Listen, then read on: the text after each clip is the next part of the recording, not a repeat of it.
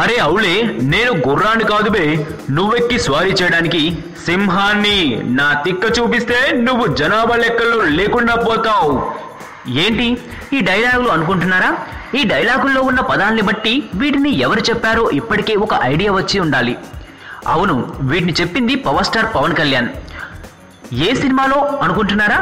Summer లో విడుదల కాబోతున్న సర్దార్ గబ్బర్ సింగ్ చిత్రంలోనివట. పవన్ సినిమాలోని డైలాగుల కోసం అభిమానులు ఎదురు చూస్తూ ఉంటారు.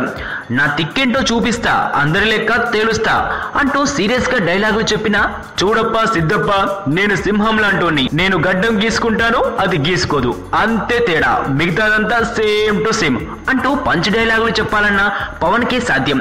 ప్రస్తుతం పవన్ కళ్యాణ్ గబ్బర్ సింగ్ సీక్వెల్ లో నడుస్తున్న సంగతి తెలిసిందే. దీనికి బాబీ దర్శకత్వం వహిస్తున్నారు.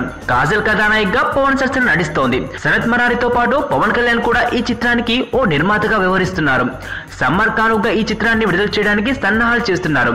ఇదిలా ఉంటే ఈ చిత్రానికి సంబంధించిన కొన్ని డైలాగులు సోషల్ మీడియాలో హల్చల్ చేస్తున్నాయి. అవి మీకోసం.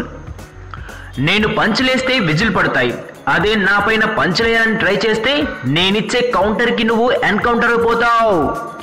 ఎవడు కొట్టినా బ్లడ్ వస్తుంది కానీ నేను కొడితే బ్లడ్ తో పాటు భయం కూడా వస్తుంది. కరెంట్ తీగలో పవర్, పవన్ ఒంట్లో పవర్ పైకి కనపడవు. దాన్ని పట్టుకున్నా నాతో పెట్టుకున్నా సేమ్ డెత్. మొన్న తిక్క చూపించా, ఇప్పుడు చుక్కలు చూపిస్తా. ఒరే, నీ తిక్కకు లెక్కుందన్నావుగా, నీ స్టామినాకి ఎంతమందిని పంపమంటావు? తిక్కకు ఓ లెక్కుందన్నా, కానీ నా స్టామినాకి కాదు రోయ్. నేను టెంపర్ లాస్ అయితే టెంపో లేకుండా కొడతా. పవర్ను వాడుకో, బాగుపడతావు. ముట్టుకోవాలనుకోకు, చచ్చిపోతావు.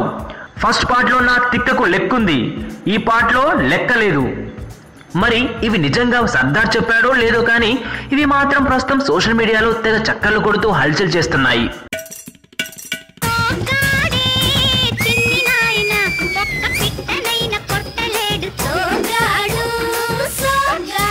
చితిని పట్టిన టేకు చెక్కలాగా వట్రంగా ఉంటావు.